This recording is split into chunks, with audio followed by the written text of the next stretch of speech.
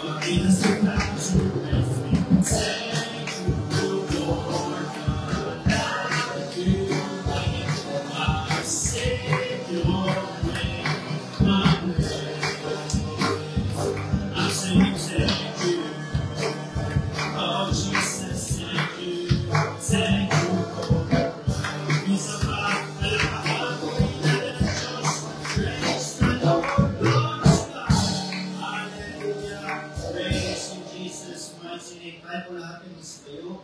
Pamitan natin ang Panginoon na mariman ang nag-weekend. Praise the Lord Jesus. I need you, Jesus.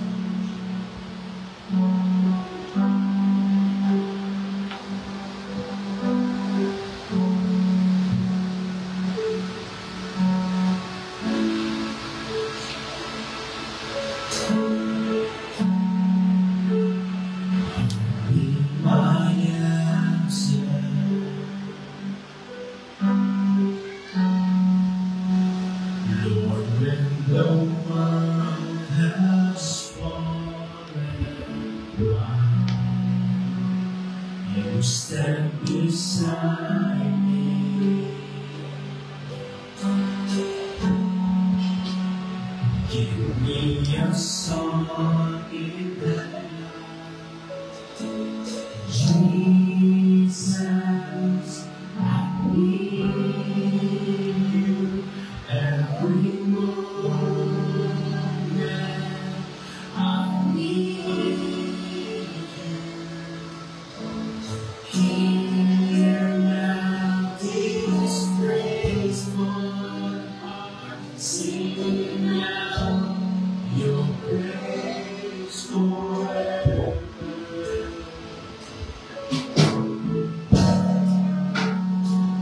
Be my answer, yes, sir. Lord, when the world has stand beside me. Give me a song in the night. Jesus, I need you every moment. I need you. Hear now this praiseful heart, sing out praise forever. One more time. Hey, Jesus, Jesus, I need you every moment. I need you. Sing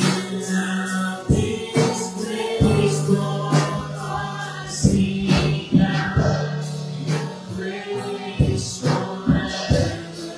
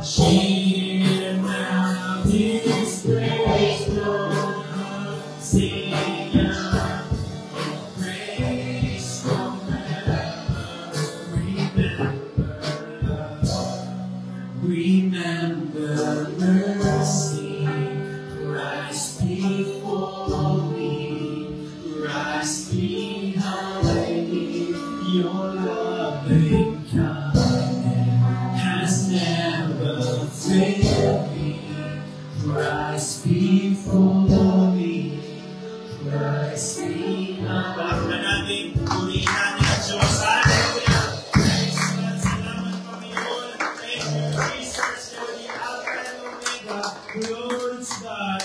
You are holy and almighty. Salamat, Panginoon. Para sa ating announcement, meron po tayong panalangin araw-araw from Monday hanggang Sunday, 7 a.m. po at 9 a.m. ang ating morning devotion, morning prayer, at ang ating Sunday school sa 9 a.m. po. Ang pag-aaral ng tutulong sa salita ng Panginoon at ang tulungan ng bahan natin ay 10 a.m. umaga at sa gabi, 6:30 p.m. at ang ating service every Wednesday, same time, 6:30 p.m.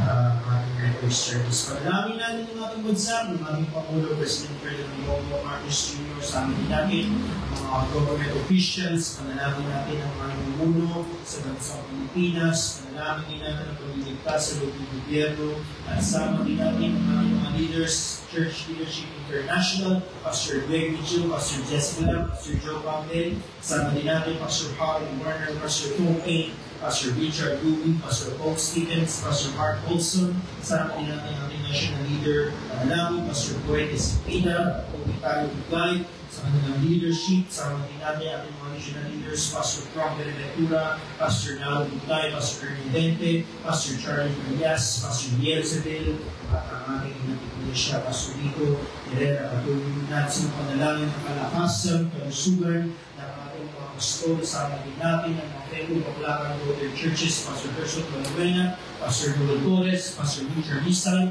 Pastor Vincent Saber, Pastor Horacio Llano, Pastor Bong Pedrosa, Pastor Santo Pool, Pastor Julia China, Pastor Melvin David, Pastor Jonathan Chávez, at Pastor Jess Pancho. Sama din ang mga bahay at mga lugar at mga ministeryohan ay samahan din ng ating Panginoon at palain ng Diyos ang kanilang mga ginagawa. Panalangin din natin ang bayang ang tiburo sa amin din natin lahat sa Panginoon ng ating pastor, Pastor Rizal Lucena, ang kanyang Samarian spiritual breakthrough, financial breakthrough, salvation and deliverance, ulakin. Panalangin din natin ang sarili Misali, sarili Lote, at transportation team ay panalangin din natin sa Panginoon.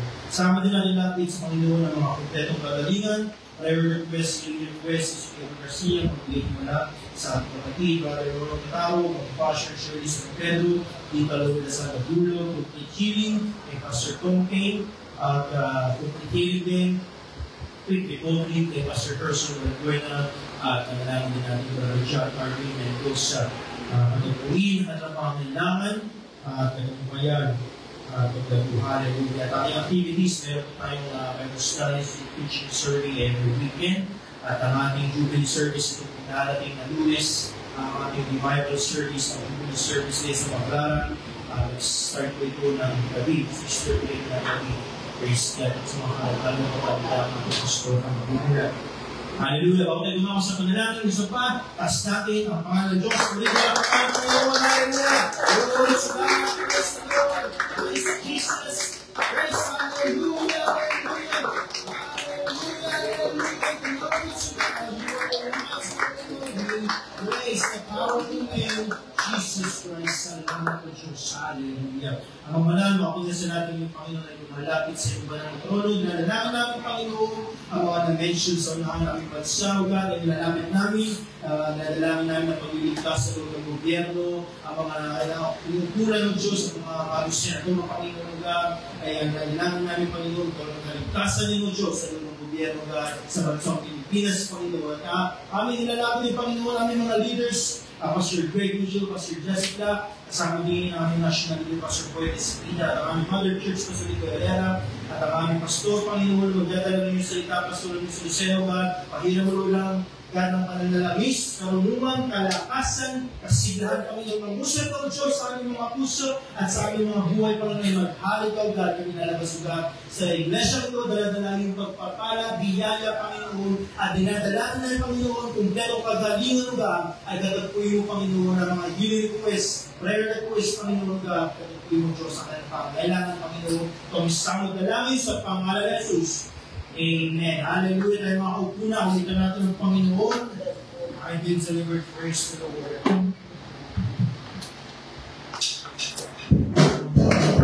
Yes.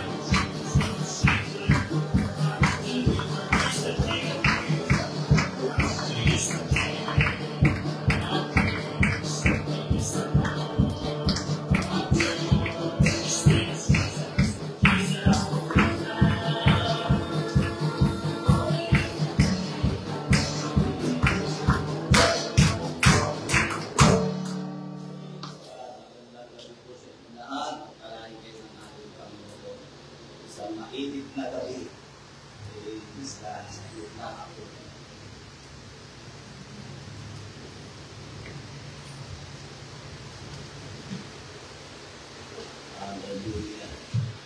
Okay, hindi ko alam kung bakit ang penta na yan. Kung ako sa amin sa bahay ay biglang lumakas yung aming tubig. Dati yung sa container namin kumatagal ng 1 linggo eh. Ngayon, wala pang lahating araw, ubus eh. Sa sobrang init. Praise God, hindi na namin maintindihan na nangyayari sa ating sa ating mundo na ginagawa malapit na dalawang ng Panginoon. Praise God. Hallelujah. Okay, so nabanggit na yung ating Jubilee Night sa June 2. Ating Jubilee ay laging last Saturday or Friday ng buwan. Pero naiba ngayon dahil meron silang panauhin. At siya nung si Pastor Jan Ramos ang kanilang anauhin. Okay, so hindi tayo makiisa doon. Pwede natin kung kakaroon tayo ng willing tayo na sumama ay ano yung kagad kasi maliit yung sasakyan ni Napid. So, kung ano natin, ibabalik natin yung values, yung banay, hinihiram natin, hinihiram na may bayad. Kasi kami nahihirap pa naman. Hinihiram na may bayan. Mababa lang nila yan si Busing. Kaya lang, i-sure nyo lang kasi pag tinanong natin kasi yun ay mabigat naman pagka kinuha natin tapos wala tao. Yun na ibig sabihin. Mahirap. Kaya kailangan assure natin. So, mag-usap-usap tayo. Confirm natin na kung gusto natin na maging kabahagi ng gawain ng Panginoon sa pamahalaan. So, mas maganda yun mas maganda na nga ito kay bossing na yung una natin na kinaartila yung sa pulis. Yung may-ari, pag nag-pre-schedule ka, magbibigay ka na agad ng kalahati. Basta't sinabi mong magbibigay ka na agad ng kalahati, 4,000 something nga kayo. So, magbibigay ka na agad ng 2,000 doon. Ngayon, pag hindi natuloy, hindi mo na makukuha yung 2,000. Mas matindi yun. Nakalagay ko, pwede naman yan. Sa 3,000 lang yan. Laking bagay dito kay Busing.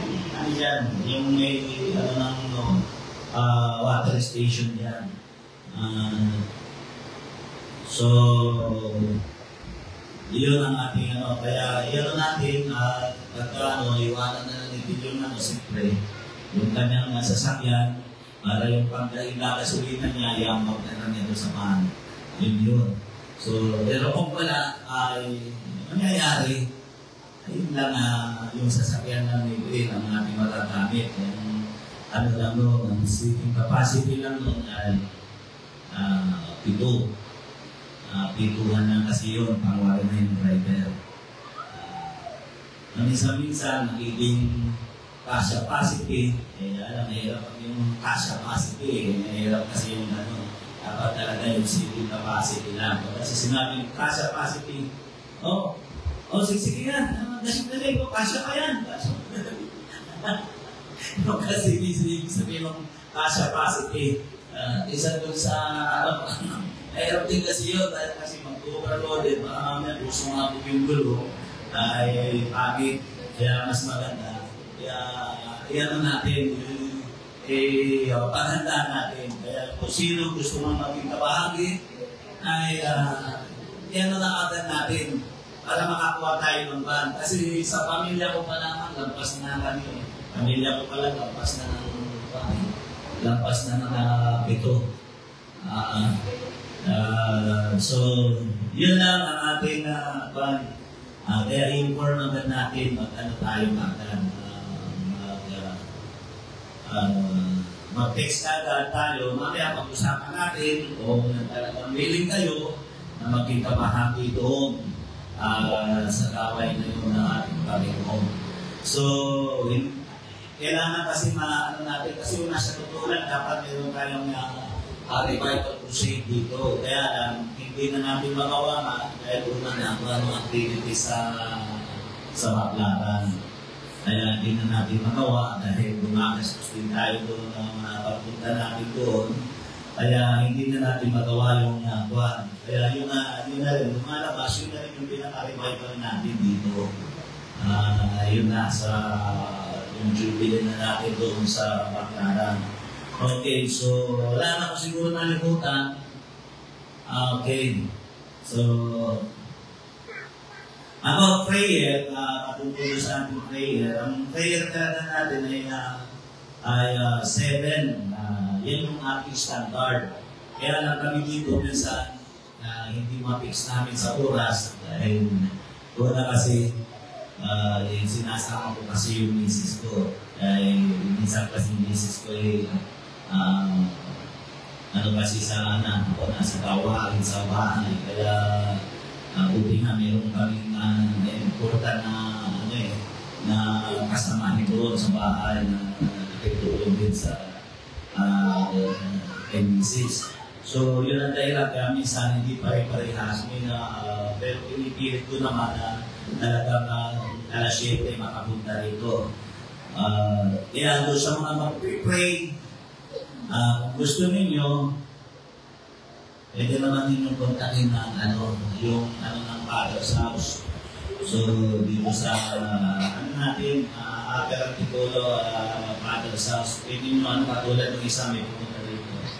Mag-pray po ako, may tao po ba sa yan ang ginawa niyo pa na, natataw na rin po kami ni Miss. So, okay, matuta lang dito. So, pwede nyo doon. Yun naman yung lagi tinitignan ni Bill at saka may CCTV yan. Makikita ni Bill doon sa kanilang bahay. So, doon lang ang ating ilang pabalita at kung talagang na talaga kayo, pwede naman ako magbigay ng susi. Pwede kong gawa ng kailangan. At sa totoo lang, ay ending ko talaga ng yung talagang katao na talaga dito. Yung pinakang kaya lang, ay ang kailangan lang kasi una ay siyempre una yung kailangan natin at saka ibig ko sabihin siya na rin siyempre siya na rin ang parang magiging caretaker ng church dito. So yun mo na sana yung aking anak nga sana tinawitan niya yan si JC. Nakita niyo nung linggo ng gabi na rito. Sila nga dapat sana dyan kaya lang hindi ko talaga pinatutuloy. So, inaano na nila yan, na-awitan na nila, kaya hindi ko pinatutuloy kasi na hindi kasal. Hindi kasal yung mag-asawa na yun. Pinangasikaso mo sa kanila, sikasuhin ninyo yung kasal ninyo, iwan ko ba kung ano problema ng mga yun.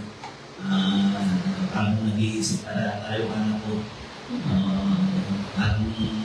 Ito na ba talaga? Kaya na ba ito?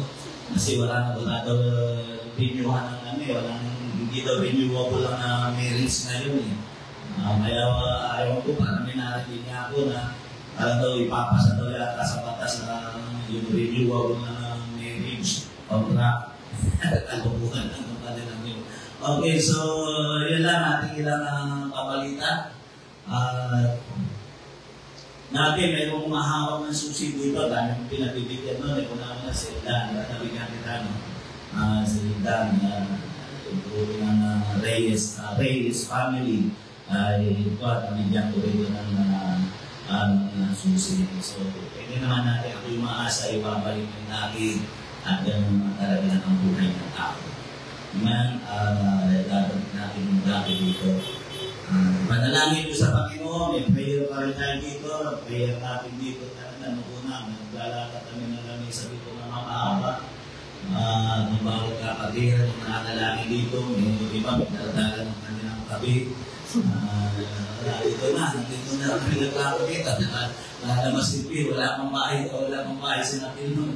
Si P naman lalabas, bibili ng pandesal, dito, kaya sa ibalik natin yung mga panahon na gano'n at ako'y naniniwala may gagawin ng ating Panginoong Diyos. So, wala na akong nalimutan. Okay, so, yun lang. At tulad ng ating maraming ginagawa, na hindi po itong mawawala.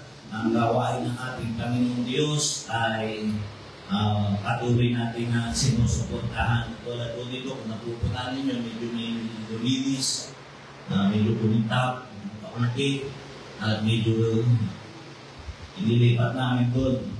Decision ni Mrs. yan. Inilipat namin doon at pinabalak na ni Mrs. na bumili ng pintura. Ano kasi dito, pag i-repaint ito, sabi ko nga, nasa mga 4,000 yan. Kaya lang, hindi na kagaya nung una. Tayo nung mano-mano. Di ba, Renato, mano-mano tayo. Meron ako tayo dyan, may compressor po ako dyan. Meron po tayong compressor dyan at may bumili na rin si Mrs. na yung spray gun. Kaya pag yung mabilis yan, hindi na brush ng gamit. Kaya lang kailangan talaga din na pananapin at binabalan na rin isip ka nga yan. Pangit daw doon gusto niya i-play ng magkagastos dyan. Ibig siguro mga 15,000 na yan. Minsan patingin dito. Magkano po kaya, Pastor, nung patayos na ito? Diba? Hindi natin patayos yan. Ganda ng puso ng aking mga kapatira. Kaya namin kahit hindi mabibili yan. Hindi mo pwedeng biluhin, kaya ito na lang ang pinano natin. Ito po, nag-umastos kami dito, ito lang po record nito, nasa 20,000 na yan. Yan po ay carpeted yan. Kaya, kung bakit ito sinasabi ito, yung po ang gawain ng Diyos. Kaya, sa totoo lang, pinabalakan natin itong ipa-aircon. Yan, ang kailangan na aircon dito, yung parang red, high base, katayo. Ito mga dalawa yan. Ang Lucena, bumili puro ng, ang binili nila ay 10. Lima yata. 1 milyon. Binili nila. Kasi 100,000 ang isa nun. Yung nakatayo na ano. Yung katulad nung nasa McDonald's. 100,000 yun. Mahigit. 145, 170. So ito ay mga dalawa ito. Siguro isa dito, saka isa dito.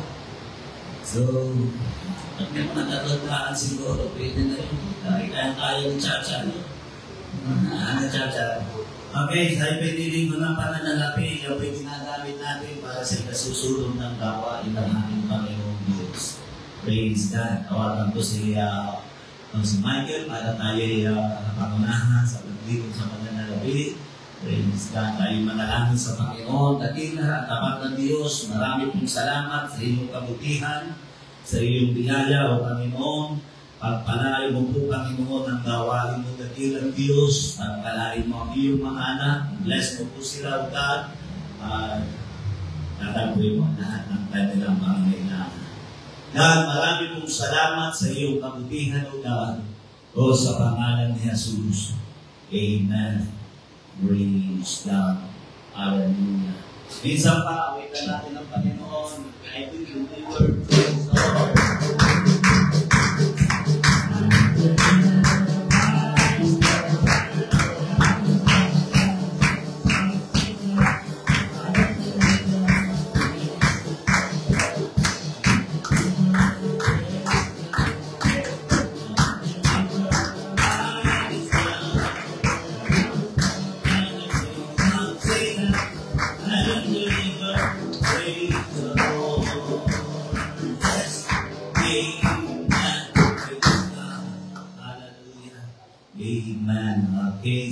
Salamat sa mga manunugtog at pagdalain kayo ng ating Panginoong Diyos na makapangyarihan sa lahat.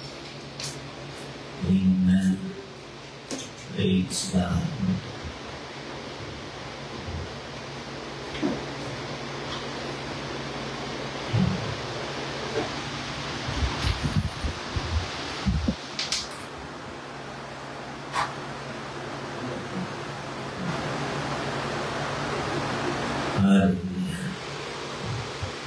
Okay, so meron po kayong banal na kasulatan. Bukas kayo sa akin sa Lucas, sa chapter 15. Meron po isang quotation na nabanggit. Nasabi po rito, an union can make people cry, but there's never been a big sorrow that can make people laugh. Ang sibuyas daw ay ginawa para magpaiyak ng tao.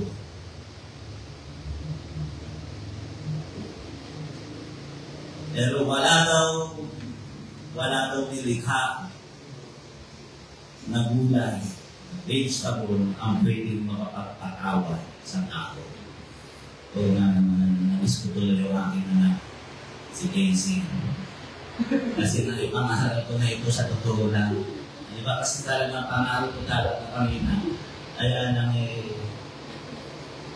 makita ko ang mga tao, nakita ko yung mga natiglan na bago yung mga bago. Kaya ang pangarap ko dito sa unahan, hindi ko basta-basta nag-pray ko pa sa Panginoon, ano ba talaga yung dapat kong sa tawag yung iparusa. Dahil ito yung ginamit nito. Walang ibang delikado ang Diyos na vegetable kundi ang pwede makapagpaiyak sa tao, kundi sibuyas. Ngunit wala daw nilikha na gulay ang pwede makapagpatawa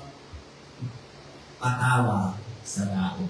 Yan ang mismo si Casey. Tinangaral ko kasi ito noon, narito pa siya. Sabi niya, hindi papa, natapos ko mangaral, hindi papa. Hindi lang sibuyas ang nakapagpaiyak sa tao. Kaya ano pa? Kalabasa. Patuloy pa kaya ng kalabasa, sa ito na maiyak. Talagang, pagdating mo sa kalokohan, ang bilis ng isip mo. Ang bilis gumana ng isip mo. Parang si Vice Ganda, ang bilis umisip ng kapalpalan. Pero yung ating binanggit nito ni Will Rogers, totoo yan. Wala naman talagang gulay, isa lang ang gulay na nilikha ng Panginoon na pwede makapagpaiyak sa tao.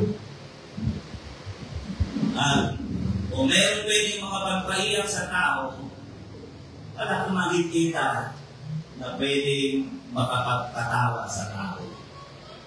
Ilan, ang sabi, ang Facebook daw ay nilikha upang pangitiin ng tao. Rin totoo. Kasi nadoon lahat ang atensyon ng tao, maging sa ating panahon ngayon. Sino nga ba hindi nag-Facebook? Lahat ay mayroong account sa Facebook. Yung ating lang national leader ang wala talaga. Talaga sa totoo lang, yun ay ibinagpapawal sa amin ng mga pastor. Kaya lang, hindi ko ako mayroon, lalo na ginagamit ko minsan din sa ginagamit ko sa business. Kasi mayroon din akong buwan. Meron din ako na dental laboratory na itinataguyod. Nakakatulong din kahit paano. Si Pastor Ernie naman sinabi na meron siyang kaya lang hindi nakakuhan. Kaya tinakuha daw niya yun dahil para mamonitor niya una yung mananampalataya at yung mga disciple. Kaya nakikita daw niya yung buwan. So, pasutin ko naman meron din. Kaya lang hindi niya namin hindi sila nakapush ko. Dahil hindi masyadong maganda. Pero pasutuloy talaga. Sigurado talaga sinabi ng wala sa Facebook account. Okay. Wala naman, di naman doon tayo mangangaral tungkol sa Facebook. Yung pabahan, hindi naman doon. Hallelujah. Ang ating pong teksto, Lucas sa chapter 15, beginning sa verse 7, isa lang po ito at may silang ito. Gusto ko lang tayong encourage sa isang bagay. Sabi rito, sinasabi ko sa inyo na gayon din magkakaluwa sa langit. Dahil sa isang makasalanan nagsisisi. Kaysa siyang napot siyang na taong matutuwid na di nangangailangan magsipagsisi. Praise God. Hallelujah. Tulihin ang pagkawasa ng salita ng Panginoon Diyos. Praise God. Ayos kong mangusap sa pagsaing the smiles in heaven. Ang mga bagay na pwede makapagpangiti sa langit. Yung ngiti sa langit. Napakahalaga po yung malapitan natin o maging kasangkapan tayo sa pagngiti ng langit. And kapag kumiti po ang langit, yan po isang bagay na napakahalaga. And kaya tandaan po natin, kaya nais ko po unang bigyan ng pansin, no angel was created to make heaven smile. Ang dami ng anghel na nilikha ng ating Panginoon. Libo ang anghel. Pero ang sabi ng Bible, wala ni isa man sa mga anghel ang pwedeng makapagpangiti sa langit. Alam ba ninyo yun? Walang pwedeng makapagpangiti sa langit. Hindi kaya yan, hindi ang trabaho ng anghel. Wala kong ibang nakita sa Bible, katulad ng ating binasa na ating teksto, na sabi rito, na sinasabi ko sa inyo na gayon din magkakatuwa sa langit dahil sa isang makasalanan nagsisisi.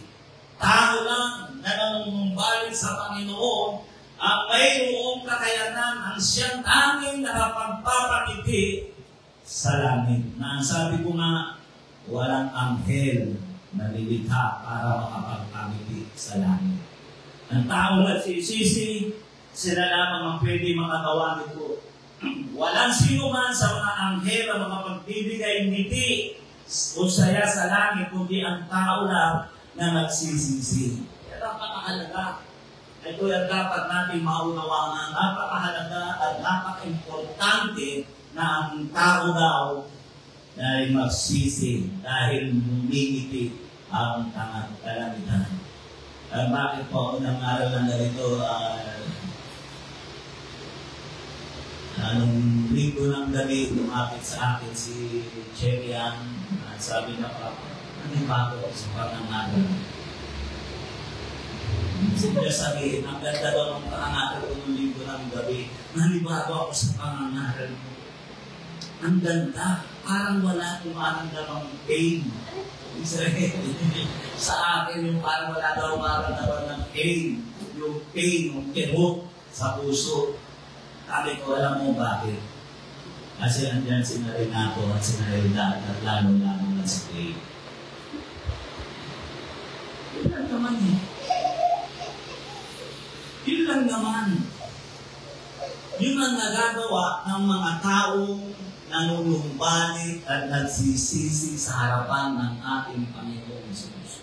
Kung totoo yan, nakakapagpasigla yan sa puso ng maraming ng mga pastor, ng mga lingkod, yung makita mo yung napakatagal ng panahon na halos nawawalan ka na ng pag-asa, ay makikita mo bumabalik sa gawain ng Panginoon. Wala pong pinakamasaya sa lingkod ng Panginoon, kundi ganun, at lalo na po sa langit.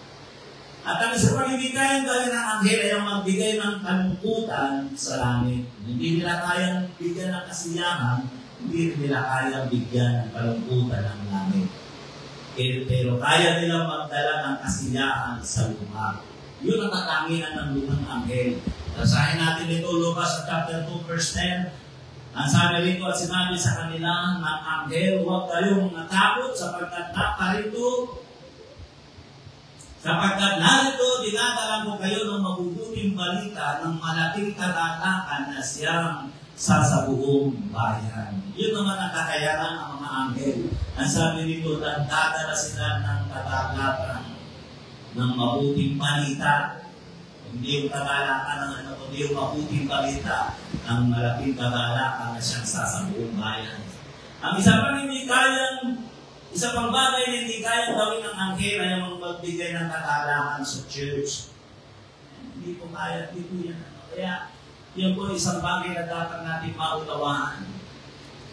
Hindi nakapagdadala ng kagalakan ang anghel sa isang church. At lalong hindi pwede magdala ng ebanghelyo ang isang anghel.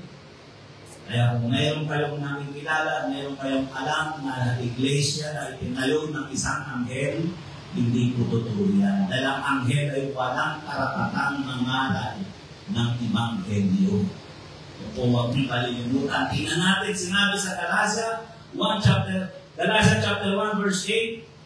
Ang sabi rito, datapagkain man kami o isang anghel na mula sa langit ang mangaral sa inyo ng anumang ebanghelyo na iba sa amin ipinapangaral sa inyo ay matakwil. Kaya talaga pinapakita na ang anghel ay wala silang katungkulan upang magbigay mangaral at magbigay ng kagalakan sa church. So, kung hindi anghel, sino ang pwedeng gumawa ng mga bagay nito? Pag sinabi ko po kasi church, hindi po ito nangungusap sa building. Maraming nagkakamali na pagkaunawa nila dito, pag sinabing church ay building. Ang church po hindi building. Ang salita pong church ay galing sa wikang Griego na ibig sabihin ay ecclesia o ekaleo. Kung iyong hihimay-mayin ng mga katotohanan nun, yung salitang ekaleo, yung salitang ay to pull out. Yung kaleo ay assembly. Kaya kung bubukuin mo yun, kahimitulan na yun, sa wikang Griego na yun, yung tumutukoy sa mga taong tinawag ng Diyos mula sa sanlibutan, inihiwalay sa sanlibutan, at naging isang kapulungan. Kaya ang church na tinutukoy po ay tao, hindi building. Dapat natin maunawaan yun. Tao ang mahalaga, hindi po yung building. Hindi yung semento na may pakal, kundi yung tao. Kaya pag sinabing church, seryo po yung tinutukoy niya ay tao. Sa aklat ng Philemon chapter 1 verse 7, sapagkat ako'y totoong natalak at naaliw sa iyong pag-ibig, sapagkat ang mga puso ng mga banal ay naging hawakan sa pamamagitan mo, kapatid. Yun yung sulat ng Apostol Pablo. Kaya kapag papagdala, nakapagbibigay ng kasiyahan sa tao, ay walang iba kundi ang kapwa mo kapatiran. Yun na nakapagbibigay ng kadalakan sa tao. Basahin din natin yung 3 John chapter 1 verse 3, sapagkat ako'y totoong nadala ng magsilating ng mga kapatid at mga katutuo sa iyong katotohanan ayon sa paglakad mo sa katotohanan. So, napakalinaw na ipinapakita dito na nakapagbibigay ng kadalakan sa buhay ng tao ay ang mga church, ang bawat mananampalataya. So, kung hindi mo kaya pasayahin ng church, ano pa kaya ang langit? Amen. Kaya tayo, ito hindi ko nang tukuyin na napakahalaga na ang bawat kapatiran ay magkaroon ng ambag sa ikasisigla ng gawain ng ating Panginoon. Para kung sino nang pwede makapagbigay ng kasiglahan sa atin, kundi tayo na bawat isa na mga kapatiran. Ganun? Kaya yun nga sabi ng Panginoon, di ba? Sabi ni Pablo, Romans 16:16, ano sinasabi doon? Mga batihan kayo ng banal na halik, binabati kayo ng lahat ng iglesia ng Kristo. Paborito po yan ng mga magulang ni Mrs. Kasi mga iglesia yung mga yun. Kaya yun po ang napakahalaga. Isa pang bagay na dapat natin maunawaan, ang lahat na nakapagpapangiti sa langit, ligtas. Ito yung dapat natin maunawaan. Isang bagay na dapat nais ko maabot sa inyo. Kung nagtatanong ba sa iyong sarili, ikaw ay ligtas. Kung napapangiti mo ang langit, ligtas ka. Ano sabi sa teksto natin? Sa anong paraan namimiti ang langit? Sa isang kaluluwang nanunumbalig sa Diyos. Yung libong-libong angel sa langit na nagkakatuwa. Napakahalaga ang magdala ng kaluluwa sa harapan ng Diyos. Sabi ko nga, sa 40 taon na po ako nagbiyan ng Kristiyano. Hindi nagpapastor, hindi pamiging Kristiyano. Ang dami ko na tinanong kung sila'y ligtas. Walang makapagsabi na sila'y ligtas. Napakahalaga. Walang makapagsabi. Ang kalamitan sinasabi nila, alam mo, yung ganyan, walang makapagsasabi na ikaw ay ligtas. Sabi nila, pag nagising ka, nasa langit ka, salamat. Kapag ikaw ay nagising, nasa impyerno ka, malas mo. Inasabi ko naman doon, mahirap yan. Mahirap yung gano'n, sabi ko sa kanila. Meron ba taong sumasakay ng bus na hindi mo alam kung saan patungo?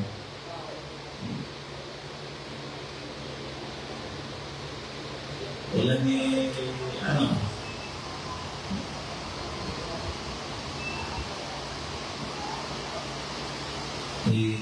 Sister Liza, medyo namintal lang yung isip ko kaya nagkagano na kayo.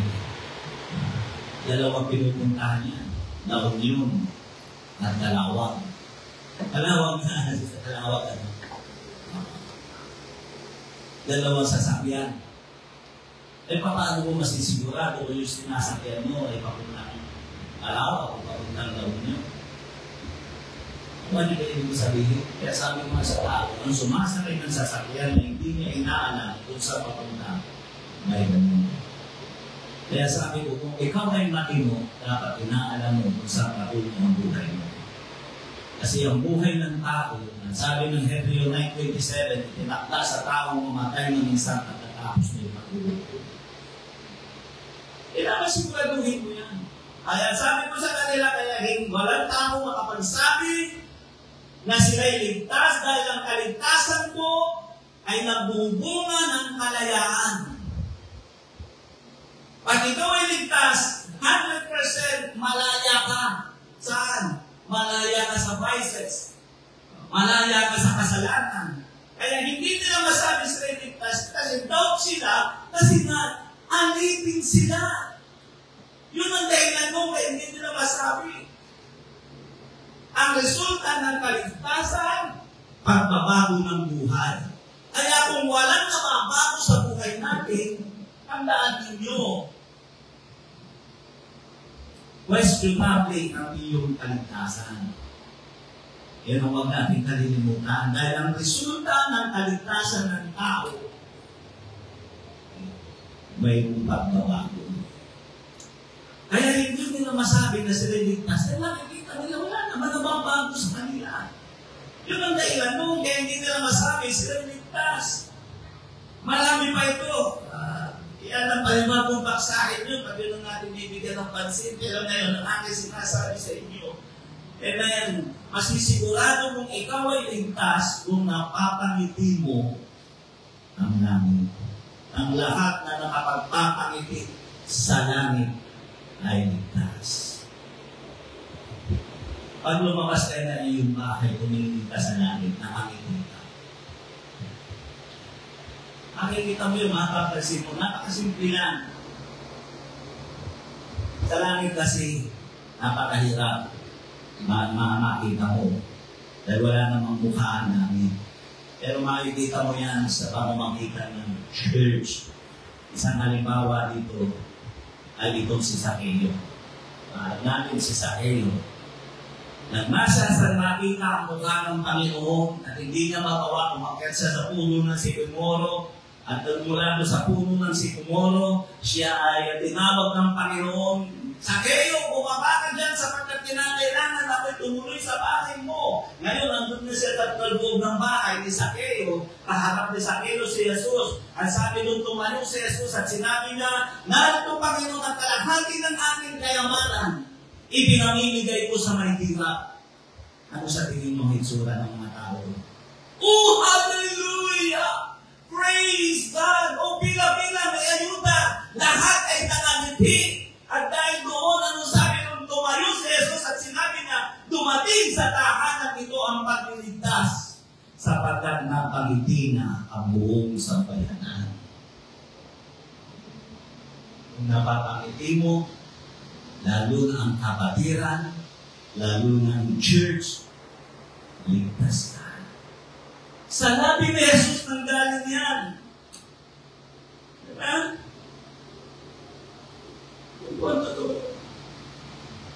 Alam nyo, meron akong kami paanohin ngayon.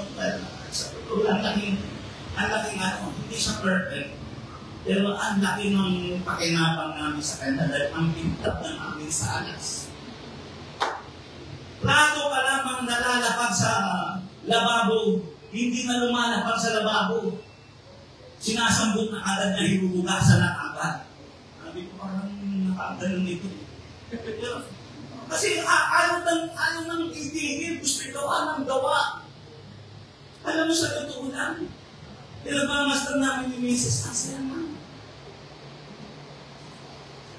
Ano ibig ko sabihin? Kapag napapasaya mo ang tao, sabi ko sa iyo. Pero kapag hindi natin mapasaya, ang kapagitan, imposible na mapangiti mo namin. Sa Acts chapter 2, saan inilagay ang salitang ganap sa unang pagtitipon ng mga alagad matapos umakyat ng Panginoon sa langit? Di ba sa Acts chapter 2 verse 46, at araw-araw sila nagsisipanaliling matibay sa pagkakaisa sa templo, nagpuputol-putol ng tinapay sa bahay-bahay at nagsisikain sila ng kanilang pagkain na may dala at may katapatan ng puso. Acts chapter 2 verse 47, na nagpupuri sa Diyos at nagtatamo ng paglingap ng buong bayan at idinaragdag sa kanila ng Panginoon Panginoon araw-araw, yaong na naliligtas. Yung sinabi rito, nagtala mo ng paglingap ng buong bayan. Napapasaya ng Kristyanismo ang buong komunidad. Ano mo ang ibig sabihin? Napapasaya mo ang buong komunidad, ang buong barangay. Yan ang palatandaan at yun ang sinabi ng Panginoon na sila'y ligtas, sila'y idinaranda.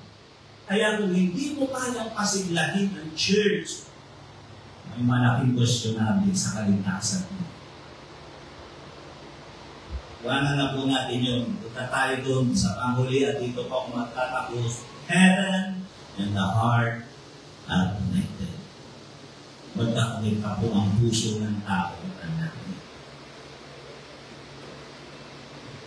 Sabi dito ng Genesis at chapter 6 verse 5, at nakita ng Panginoon na mabigat ang kasamaan ng tao sa lupa at ang buong haka ng mga pag-iisip ng kanyang puso ay pawang masama lamang na parati. Diba? Nalumbay. Dahil mabigat ang kasalanan at ang sabi dito, ang buong haka ng mga pag-iisip ng kanyang puso ay pawang masama. Ang puso pala, sabi dito, merong sabi dito, ang buong haka ng mga pag-iisip ng kanyang puso ay parang masasama lamang parati. Pero pansinin natin, sa Lucas sa chapter 15, ito po yung kasaysayan ng the prodigal son. Pansinin natin ito. Ito po ako magtatapos. Ang kasaysayan ng tinatakuyan ng the prodigal son, alam natin yung the prodigal son. Yung lalaki o yung anak na hindi pa patay yung kanyang ama ay hinihingan niya yung kanyang mana. Tutuusin, walang kwentang anak ito sa totoo lang. Kasi buhay pa yung ama nila. Yeah? Buhay pa yung ama nila. Ang gusto ng agad niyong kunin agad yung kanyang mana na para bang ibig sabihin at tagal naman, nahaba naman ang buhay mo. Bigyan naman na sa akin yung mana mo. Mana ko, kami naiinit na kayo paghihintay sa pagkatibok mo, parang gano'n eh. So, ang sabi ng kasaysayan, ibinigay ng ama yung mana para doon sa kanyang anak. At ang sabi doon, yung kayamanan niya ay dinala niya sa malayo, siya bumiwalay. Ang sabi nga ni Pastor Boye, pag hindi mo describe niya ito, dahil ayaw ng anak na marinig niya ang tinig ng kanyang magulang, kaya huwag nga lang pakalayo siya. Yun ang sabi dito. Nagpakalayo siya. Pero ang sabi dito, dumating yung panahon na naubos yung kanyang kayamanan na kinuha niya sa kanyang ama, at dahil dito, ang lalaki ay naghirap at nagkaroon ng malaking kagutom sa lugar na yaon at siya'y namasukan dahil maubos ng kanyang kayamanan na nakuha niya sa ama niya at siya'y namasukan at nakapag-alaga ng baboy. At dahil sa hirap ng katayuan niya, ang sabi ng verse 17, sa Lucas 15 verse 17, ang sabi rito ay siya'y nakapag-isip-isip. Kanina yung binanggit natin, binasa natin, yung puso ay nag-iisip din. Diba? Yung nasabi rito. Kaya tatapat ng siya'y makapag-isip. Ibig sabihin na pag-isip ng puso niya, napupulik na talaga. Wala naman talagang isip ang puso. Walang isip yan. So, kaya lang yan ay merong symbolic na pinapakita na yung puso ng tao at isipan ng tao ay napupulik ka. Pag nagtulik na yan, yung emotion mo at yung pag-iisip mo, ibig sabihin nakakulik ka rin niya sa langit.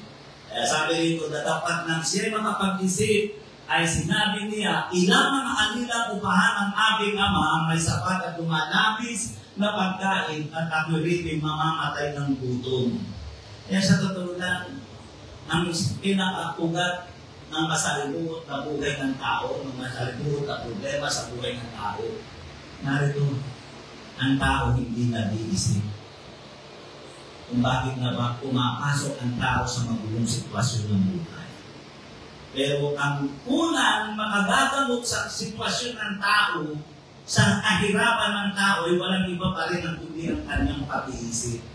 kung siya'y mag-iisip lamang, mabibigyan niya ng solusyon ng kanyang buhay. Verse 20, at siya'y nagtindig at pumaroon sa kanyang ama na dapat samantalang nasa malayo pa siya ay natanawan niya na siya ng kanyang ama at nang dalang habag at umakbo, niyakap siya sa liig at siya'y hinagkan. At sa verse 23, ganitong binanggit, at kunin ninyo pinatabang buya at inyong patayin tayo magsikayad at magkatuwa sapagkat patay na ang anak ko ito at muling nabuhay. Siya'y nawala at nasumpungan at sila'y nagpasimulang mga katuwa. So nakita niyo. Kasi yung tinutukoy dito na ama, para doon yan eh. Tinutukoy dyan ay sa langit yan. Na ibig sabihin, kung ang isang tao'y nagumumpalik sa ating Panginoon, at ang puso ng tao'y nag-isip ng tama, mayroong kagalakan na nagaganap sa langit. Yun ang ipinapakita rito. Kaya ang puso ng tao at ang langit ay konektado. Kapag ang puso ng tao ay nag-isip ng tama, kaya sabi niya rito, babalik ako sa aking ama. Kaya nung pumasok siya doon sa harapan ng bahay nila, ang sabi roon, nasa tarangkahan pa lang siya o nandun sa bakuran, sinanubong na siya ng kanyang ama. Kaya sabi nito, ang sabi ng lalaki, Ama, hindi mo na kailangan ako ituring iyong anak, ituring mo ako isa sa iyong mga alipin. Pero ang sabi na hindi pinakinggan siya ng ama, kundi ang sabi ng ama, kunin mo ang pinatabang kuya at patayin mo tayo magkakaroon ng kasiyahan. Kaya ang puso ay nilikha upang pasayahin ang langit sa pamamagitan ng matalinong pag-iisip. Alam niyo ba kung bakit napapasaya natin ang langit na hindi kayang gawin ng mga anghel dahil tayo ay may puso at ang anghel ay wala. Alam ba niyo? Yan ang isang dahilan. Kaya lamang tayo sa anghel, hindi nila magawang pasayahin ang langit sapagkat sila'y walang pisikal na puso. Wala silang puso. Samantalang tayo may free will. Sila parang kaunti lang ang pinagkaiba nila sa robo. Talaga sila nakatalaga doon para papurihan ng Panginoon. Pero tayo, may will tayo, mayroon tayong puso. Pwede tayong magpasya, pwede tayong tumalikod, pwede tayong magpasaya at maglingkod sa Panginoon. Yun ang lamang natin. Meron tayong puso. Kaya sa karanasan namin, karanasan ko po, yung mga bad spirit, yung mga napuposes, yung iba nilalagyan dito ng golden, tapos ipisin na gano'n. Pag kumalit, pupusis ito, pupusis. Kasi, may piliin mo sino, tao, lagyan mo lang kahit ano dito. May sinin mo mang gano'n at talagang aaray. Subukan mo. Ginagamit din, nakikita ko sa Facebook yan, nilalagyan ako ano dito, ng golden, ng ano, tapos pipisilin na gano'n. Yung kahit na wala ng gulpin, ipisilin mo na gano'n masakit eh. Yung kakansuhan mo pa ng basta, lalayas ka ba? Lalayas ako, lalayas na. Isa sakit nun eh. Pero marami ko, kaya kung kayo magtitiwala sa mga albulan nyo, ay mapangamit ka. Isang bagay lang ang dapat mong malaman pag ang isang tao ay poses. Sabihin mo sa Kanya, Panginoon, binubuksan ko ang aking puso at inaanyayahan kitang pumasok at maghari sa puso ko. Pag yan ay poses, piliin sila ng masama dahil sila'y walang puso. Hindi ang susunod. Tulad na sinabi ko sa inyo, 40 taon na ako, ang dami ko nang nakita ang poses. Ang dami ko na rin pinalayas ng mga poses. Minsan, magbago kumali silang kumali sila doon, lumayas na. Biglang ko ganun. Pastor, asan ako? Siyempre, ikaw, hindi mo naman kita, hindi ka nakakakita ng mga invisible eh. Simple na. Ang tulong ng pastor natin, ang tulong ni Pastor Wayman, patanggapin mo ulit. Pag pinagawa ko, pinatatanggap ulit. Pag sinabi mo, binubuksan ko ang aking puso inaanyayahan kita na pumasok. Kita mo biglang mawawala may Panginoon. Titingin siya naman natin nun. Hindi siya imig. Alam mo na. Ulitin mo! Pagano sa akin. Narinig mo ba ako? Hindi na makakahimik siya. Pero pa naman. Pero bakit? Dahil ang mga anghel, kahit yung mabuting anghel, at yung mga demonyo, wala yung puso. Yan ang totoo nun. Pero tayo may puso tayo. Kaya napapasaya natin ang langit. Dahil may free will tayo. Umipili tayo. Eh, mahalaga pa ba sa puso natin ang kasiyahan ng church o ang kasiyahan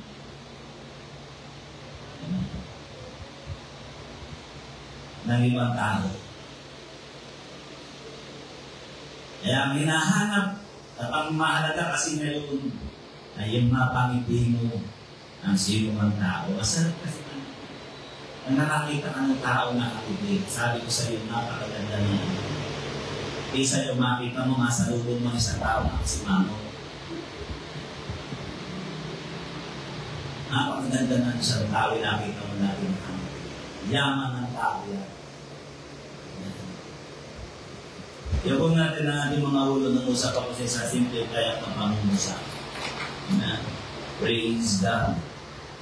The smile in heaven. Tandaan natin kung isang gulay lamang ang ginawa ng Diyos para makapagpahiya sa tao. At wala siyang ginawa ng gulay o anuman ang pwede makapagpahilig sa tao. Bakit ganun? Dahil ang pwede lang makapagpasaya sa tao ay tao. Kaya napakahalaga na pwedeng gawin natin sa ating buhay. Tandaan natin ang katiyakan ng ating kaligtasan. Ang basihan kung nakapagbibigay ka ng kasiyahan sa tao. Nakapagbibigay ka ng kasiyahan sa church. At dapat ang puso mo, tandaan natin na nakakonekta sa ating Panginoong Diyos. Gawing tao yan. At ang puso ng tao ito maligo. May kapagitan sa sangkalangitan. Pero kapag ang puso ng tao ay nag-design, nagpapatuloy sa paglilingkod sa Panginoon, yan ang nakapagpapangiti sa langit.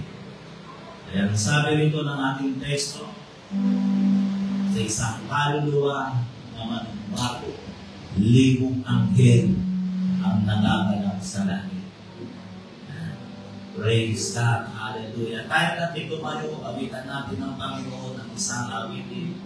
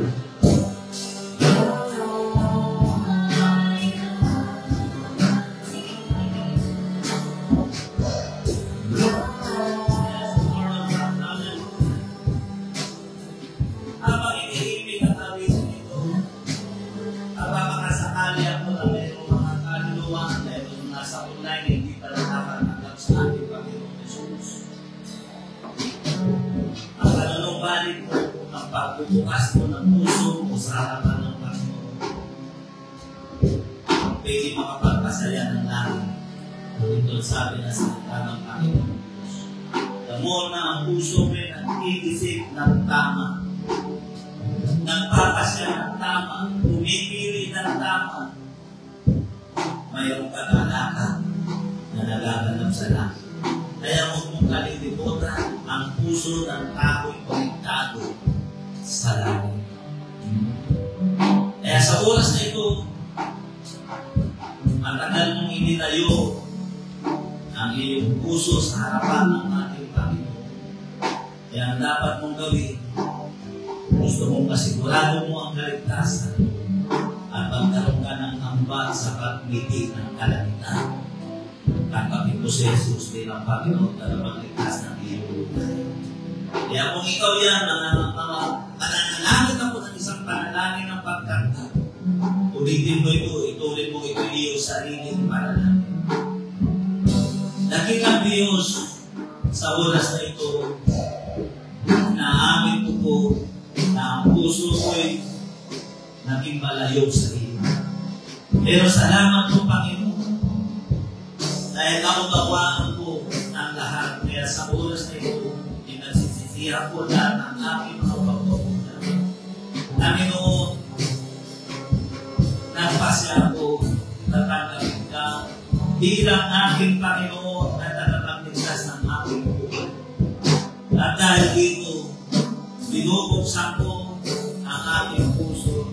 Inaanyaya kita pumasok, maghari sa aking buhay. Isulat ko rin ang aking pangalan sa aklat ng buhay. Upang sa iyong ulit pagmamalik, makasama mo ako doon sa buhay na walang hanggan. Maraming salamat, Panginoon, sa iyong kabutihan o at sa iyong biyaya at pagpapatawad sa pangalan ni Jesus. Amen. Praise God. So, bubuksan ko ang altar sa oras nito. Praise God. Kung tinakala mong kinausap na ng Panginoon, at maunawaan mo ang isa sa pinakamahalaga, lalo na kung concern ka sa tinatawag mong kaligtasan, sa tinatawag natin kaligtasan, tingnan ko sa buhay ko na makapagdulot ka ng kasiyahan sa napakaraming tao. Lalo't na sa church. Alin ba ang mas maganda? Ang mapakiti mo ang sanlibutan, anong mapakala natin? Ang sabi nga ng Panginoon, anong mapakala mo, makapit mo man ang buong sanlibutan. Ngunit ang buhay mo na may mapapakama. Ang isang malaking kasagutan sa buhay ng tao kung nabiligtas, nabibigyan mo ng kasiyahan ng Diyos. Napapakiti mo ang Church. Nabibigyan mo ng kasiglahan ng Church. Wala tayong pera. Wala namang bagay tayo na mayroon na maiibigay. Ito isang bagay na napakahalaga na pwede mong ibigay sa Church. Kasiyahan, encouragement, apoy, ibig sa natin. Lalo na sa mga namumuno sa Church. Yan ang pinakamahalaga. Kaya nasabihin ni San Pedro, narito ang kalahati ng aming kayamanan. Hindi ko man nakikita, pero kitang-kita ko sa ating kaisipan na hindi si Jesus. Nagalang ang Panginoon. Kaya sinabi niya, dumating sa tahanan ito ang pagliligtas sa pagkalito naman ay nailig ni Abraham. Kaya sa oras na ito, umas ang altar, pwede tayo lumapit sa Panginoon. Hingin mo ang kagalakan, kasiyahan sa puso mo. Dahil kung wala ng kasiyahan sa Church, paano mo mabibigyan ng kasiyahan ng Church? Wala kang ibibigay sa Church kung wala sa iyo. Kung ano ang nasa sa iyo, yung ang pwede mong ibigay sa Church. Kaya imposible mapasaya ang Church na hindi mapasaya sa Church. Yan ang dapat natin maunawaan. Lord of God, hallelujah. Kasi lahat ng malay mo, Lord of God, hallelujah.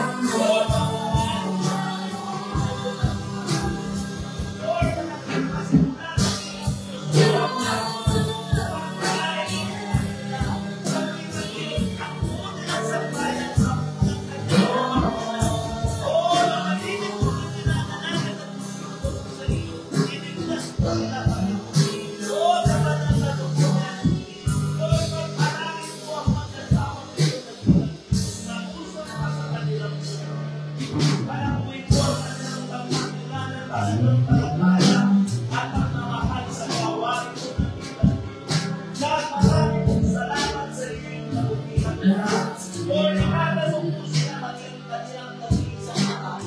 Palutan na rin yung panananon. Lord, awalan mo ako, Panginoon. Lord, tulungan mo namin kapasitan mo. Lord, pagpalain mo po. O, tulungan mo po siya. Pagpalain mo ang kanyang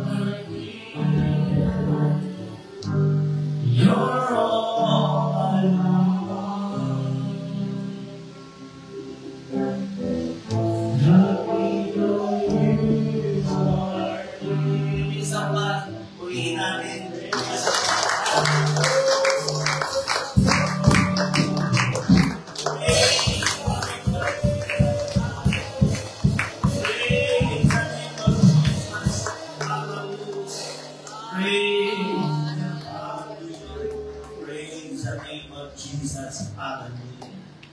Praise God. Amen. Kung nakapagbibigay tayo ng hapon, ngiti, kasiyahan sa ating kapwa, nasa maganda kang kakayo. Kaya ang pinapakita ng ating pinagdalala.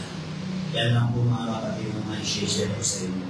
Pagpalain kayo ng ating Panginoon Jesus na makapangyarihan sa lahat. At God bless you po sa inyong lahat. Magandang gabi sa inyo.